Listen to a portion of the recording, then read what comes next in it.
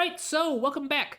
In today's tutorial, we're going to take a couple boring chord progressions and we're going to give them a new, bold flavor by using one of my favorite tricks, the augmented triad. It's bright, it's crunchy, and it's way more useful than you might think. In today's video, we will start with a quick breakdown of what makes augmented chords tick, and then we'll reharmonize two different chord progressions, one major and one minor, to see how this quirky little chord can add some tension, color, and personality to your music. So, with that, let's get started, shall we? So first, let's get better acquainted with our friend, the augmented triad. Now, there are two different ways that you can think of this, both of which are going to be important for our strategy today.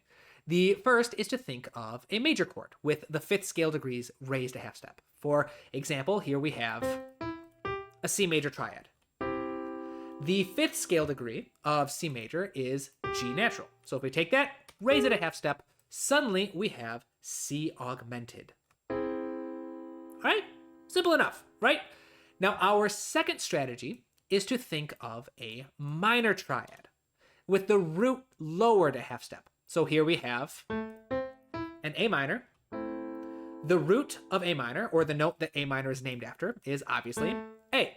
Lower that a half step, and we get A flat augmented. Now, in the software, which is called Cubase, A flat is spelled as a G sharp. Two different names, same exact pitch. Hopefully it's not too confusing. Now, this interval between the root and the fifth is called an augmented fifth interval. And this is where the chord gets its name and where it gets its unique properties that make it so useful for creating unique, colorful chord progressions. You see, there are a ton of different ways that you can resolve this interval. Each one creates a different feeling of resolution and release. Today, however, we're just going to focus on a couple of the most common strategies.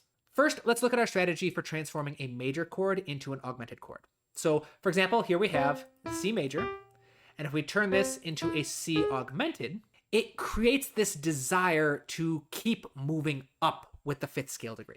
G natural becomes G sharp, which wants to keep moving up to A. This is super helpful because it means moving from C augmented 5, this little chord right here, to any chord that contains this one note, this A, is going to result in a super satisfying sound. Now, applying this strategy to upgrade a boring chord progression is super simple.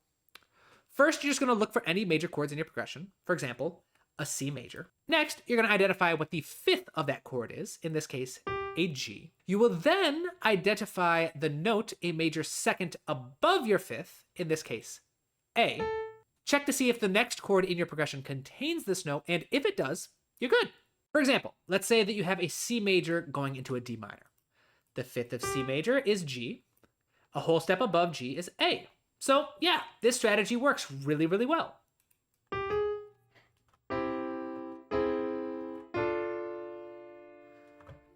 Over here, what if you had a C major with an F major? All right, yeah, F major contains the pitch A. So again, this strategy would work really, really well.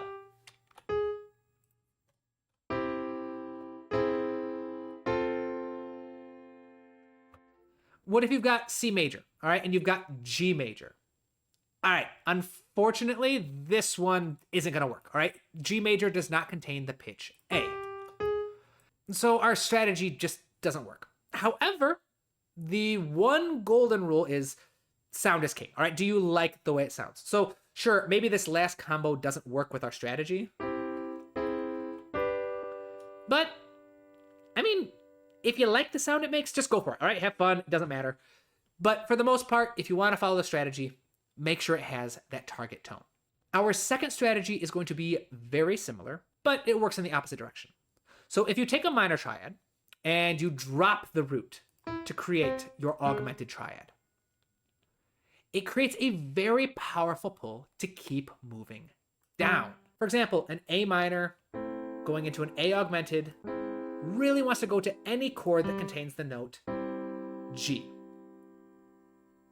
Once again, to apply the strategy, it's super simple. First, just look for minor chords in your chord progression. Next, identify the note a whole step below the root of your minor chord, and then If the next chord in your percussion contains that note, you're good, you're in business, all right? For example, let's say you have an A minor triad, all right? A whole step below A natural is G. C major contains the note G, so you're in business. Let's say you have an A minor in your chord progression, and this time it's followed by E minor. All right, that target tone is G. E minor does in fact contain G, and so once again, you're good. But what if you have an A minor, all right, and the next chord is F major? Unfortunately, no.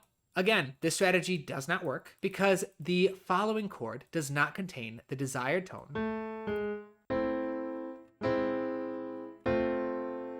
But again, personally, I don't think that sounds too bad, all right? So if you like the sound, go for it. But again, our primary strategy here focuses on finding those specific tones. Now, these strategies may take some practice to really get under your fingers, but with a little time and a little experience, you'll find them to be invaluable for creating a more colorful vibe for your music. So now let's take a look at a chord progression written in the key of C major and see what kind of impact we can have with our augmented triads.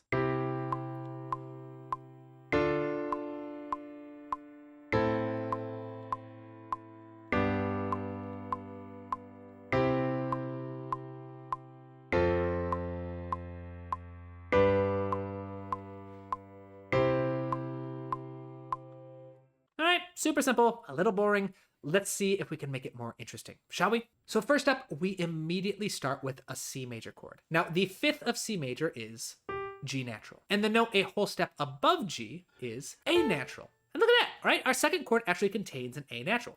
So let's bridge them together by first shortening our initial chord, and then filling in that new empty space with our new augmented chord.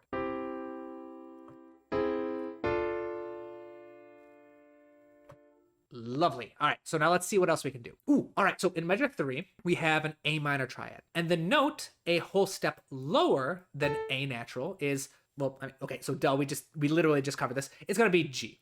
All right, G and A are both a major second apart from each other. Our next chord, fortunately, is G major, which obviously also contains a G natural. So let's do the same exact thing. We're going to shorten our first chord. Here, I'll shorten it a little bit more than I did the first one, just for personal preference. And we'll build our augmented triad. This time, making sure to adjust our bass line to reflect that change. And voila, our first 4 measures have been reharmonized.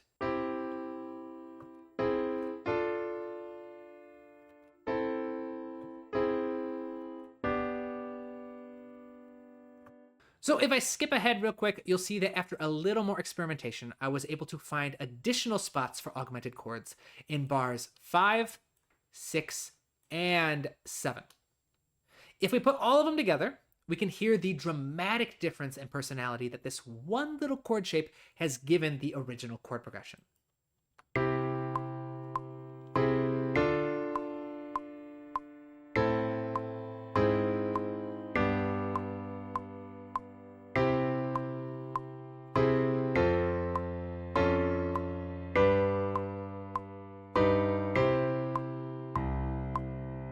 These same exact strategies can be used to modify any type of chord progression, regardless of the key, mode, or style. As long as you know what you're looking for, and you take the time to actually practice these strategies, you'll find that they can be used to upgrade any chord progression with a beautiful, unique, bright yet crunchy sound. For one last quick example, let's listen to a chord progression written in the key of A minor, and then see what it sounds like after I've reharmonized using our strategies. During the replay, the augmented chords will all be highlighted so that they're easier to notice.